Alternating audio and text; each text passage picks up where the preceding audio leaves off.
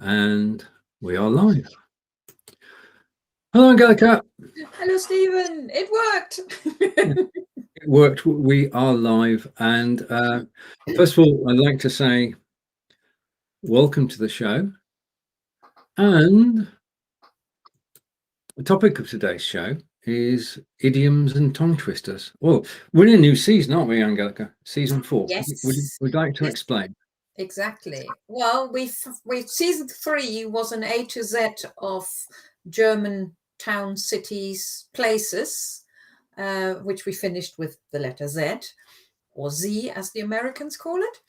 And I thought there's something I wanted to do for a long time. I wanted to do some work with idioms and some tongue twisters. So this will be season 4, slightly different now. I've decided to do an A to Z again, purely because it makes it a little bit easier for me to organize the idioms and the tongue twisters. There are so many. And I thought, well, if I go through the letters of the alphabet, whether I find one for each, I don't know yet. It just will be a bit easier. So we're starting with the letter A.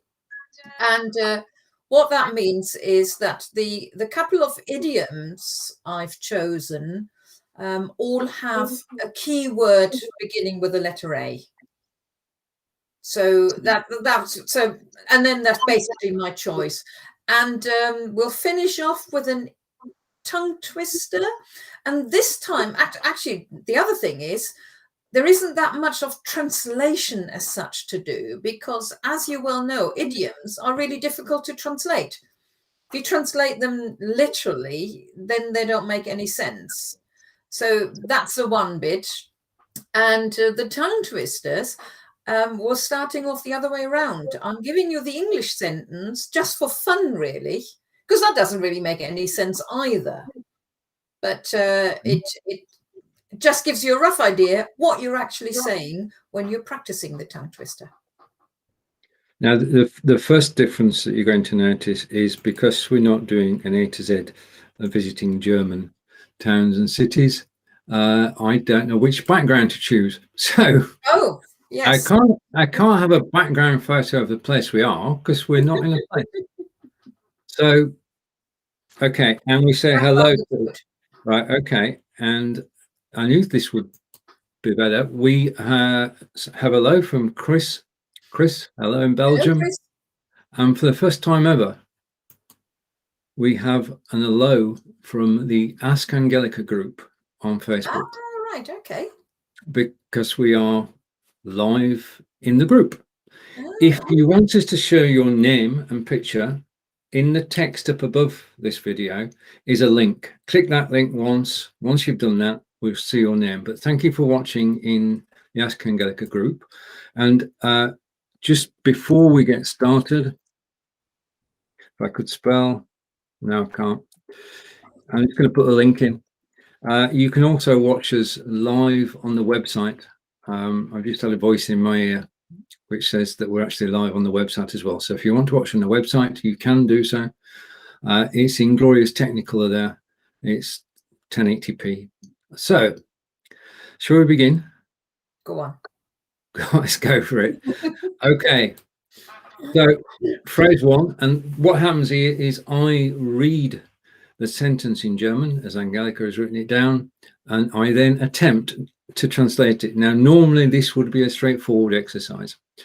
You can play along with us by reading the sentence. Nobody can hear you. Just practice as I practice, and then we'll try to translate it and to guess the idiom.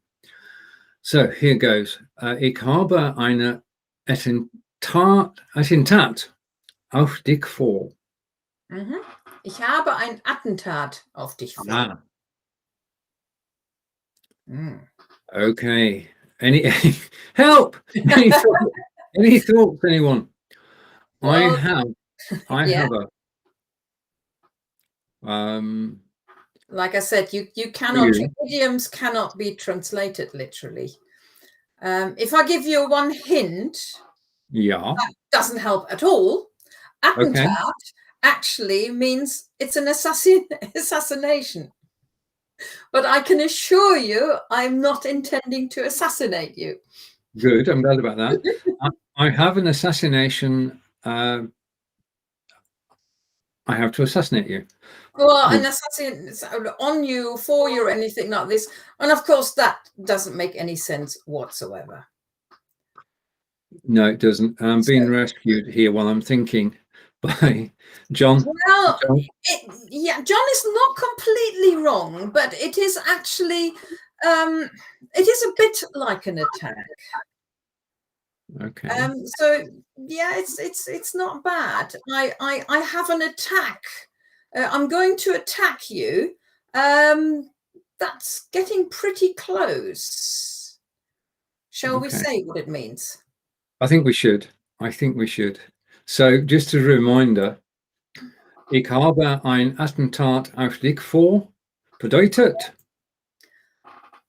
I have a big favor to ask of you. So John's attack is not completely wrong. I'm going to attack you now with this huge favor that I've got to ask you. But at least it doesn't kill you. Do we know how the phrases come about? No. No. Okay, they're lost in time. So phrase number 2 is coming up on the screen. I shall read it. Alles in einem Aufwasch. Yeah, alles in einem Aufwasch. Okay, everybody. Well, everything. If we want to read that first. Alles in einem Aufwasch. So everyone in a, no, wash is wash. Correct me when I go wrong. No, you're right. Alles is not everyone, it's everything. Everything in one wash out. Well, sort of. Aufwasch is actually another word for washing up, but everything in one washing up, again, in English, doesn't make any sense. Everything in one washing up. Okay, this is going to be fun. We're only at A. There's only 25 more letters to go. Okay, so let's bring on the correct answer. All in one go. So just to repeat the phrase so we're clear on this. Alles in einem Aufwasch means all in one go. Yeah, you're doing everything in one go, or all in one go. As if you've got all the dishes on your sink, and instead of just washing part of it now and then washing the next part later on and then the rest tomorrow, you're doing it all in one go.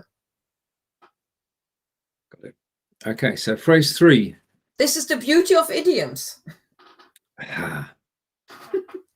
Das ist eine faule. Can you still hear me? Yeah. Oh, is that correct? Das ist, oh. Yeah. I was waiting for the last word. Ausrede. Yeah, das ist eine faule Ausrede. Okay, what we're going to do now is do not adjust your sets. I'm going to adjust my set.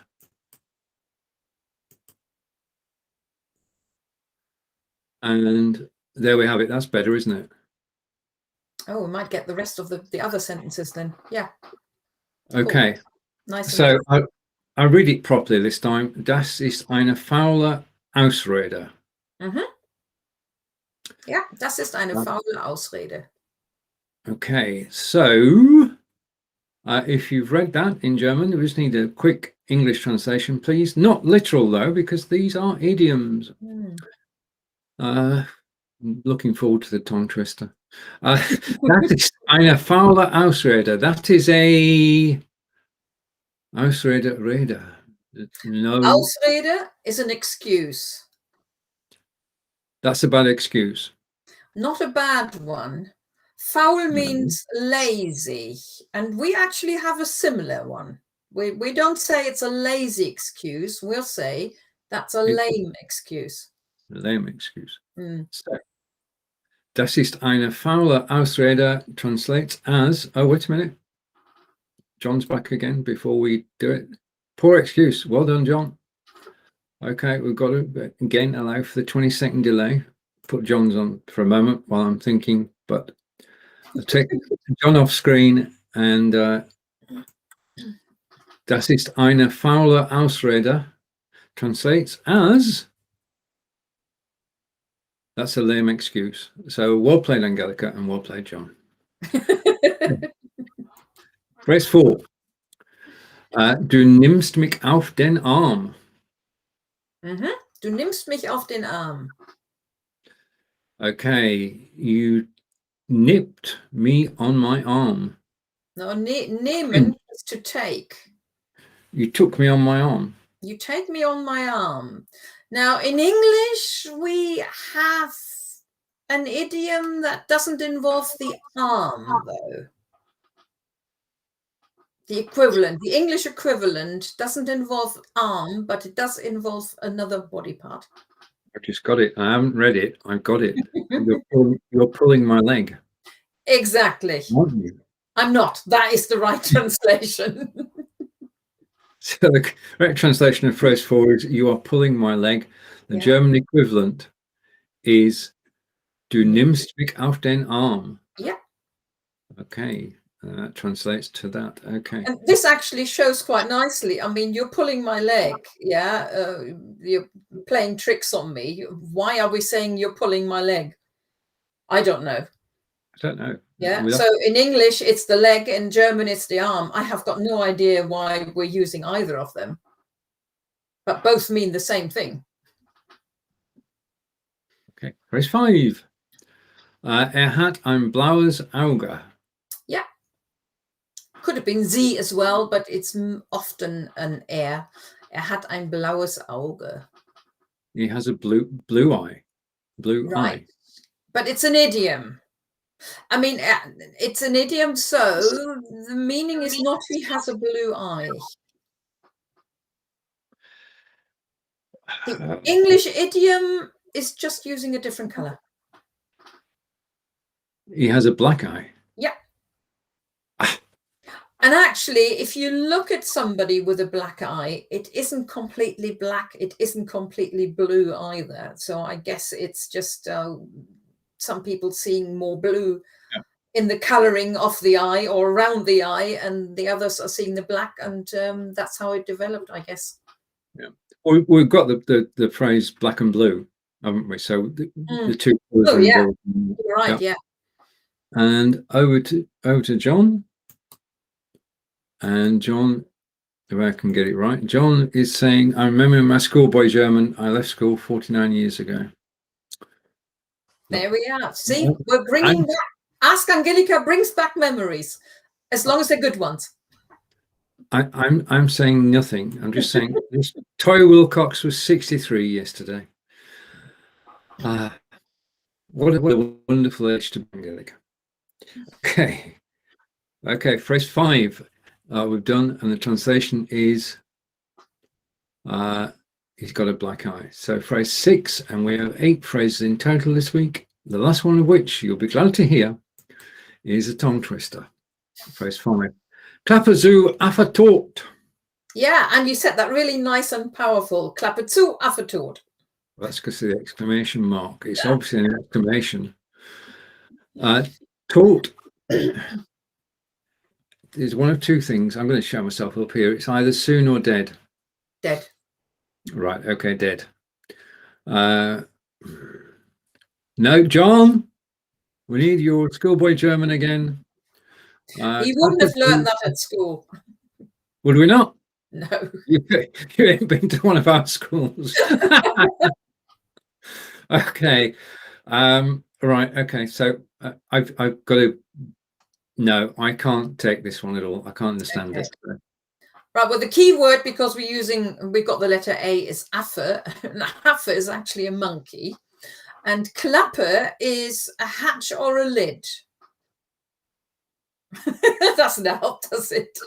No. End of story. End of story. It's, you're closing the lid. I don't know where the dead monkey comes from. I've got no idea. It's probably some horrific origin. But it's just, and you're saying it nicely. So Klappe zu, Affe tot, that's it. End of story, finished, done, no more. Okay. And over to Chris. And Chris is saying, shut up.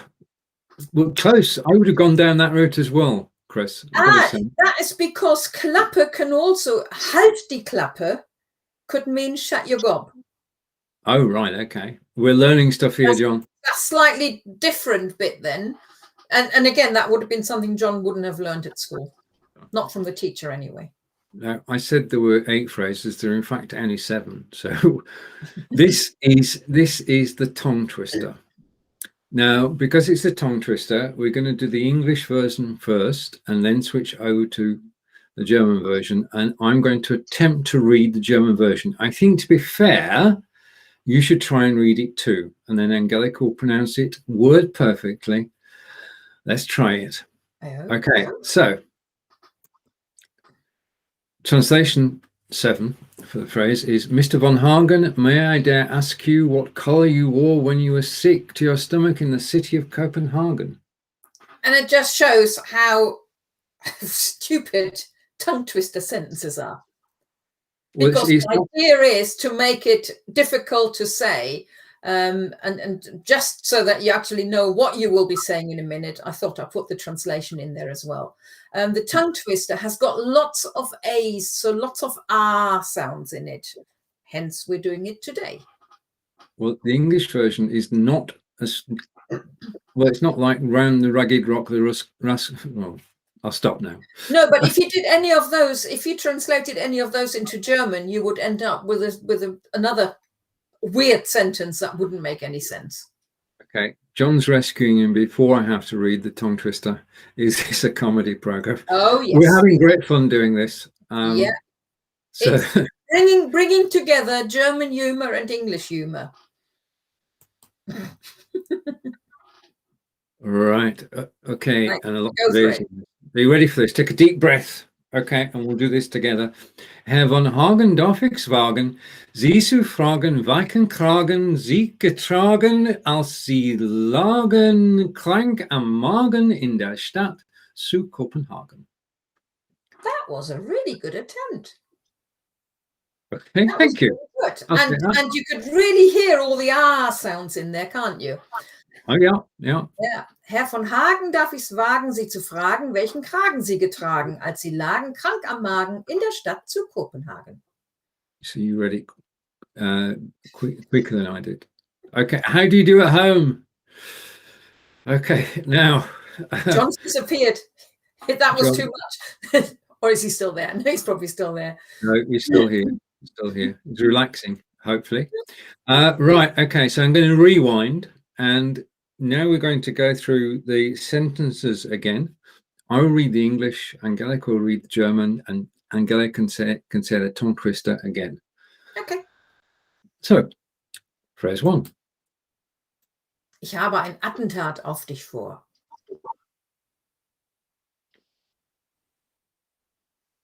Oh, wait a minute. I have a big favor to ask of you. Next one. Alles in einem Aufwasch. Which means all in one go. Phrase 3. Das ist eine faule Ausrede. Which literally doesn't make sense, but as an idiom, that's a lame excuse. Phrase 4. Du nimmst mich auf den Arm. The English equivalent is you're pulling my leg.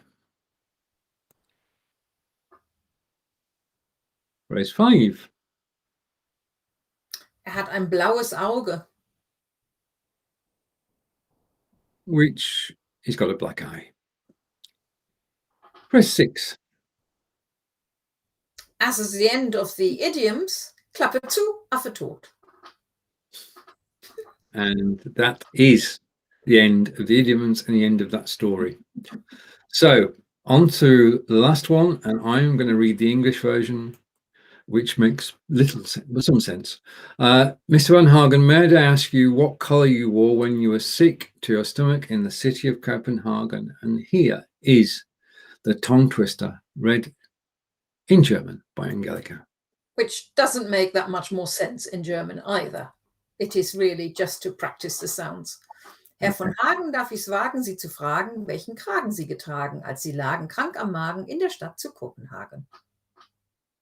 I don't think I can do it any faster. But Now, we'll bring that phrase back in 2 weeks' time, and you've all got to say it perfectly. That's the okay. So that's it. Now, just to note that today you could have watched us on the website. We're live on the Ask Angelika webpage. You can watch live when we go live on Fridays at 2 o'clock.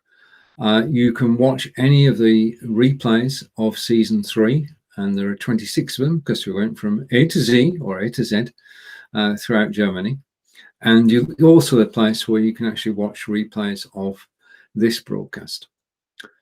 Right. Okay. So I can't. My normal thing at this point would say, "Where are we next week, Angelika?" well, But I'm going to do it B.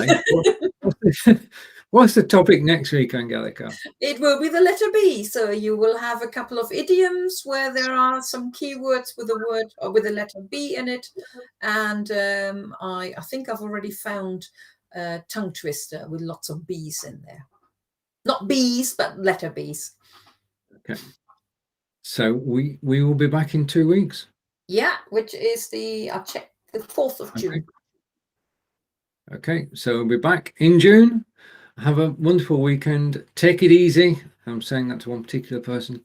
And Angelika and I, would you like to close the program, Angelika? Because this is, you know. What's that particular person? Me? Yes, you're one of the two. That's what we might as well say, because I need to get ready in a minute. I'm going to have my second COVID jab. And then I'm going to take it easy. Yes. So until 2 weeks' time, it's tschüss von mir.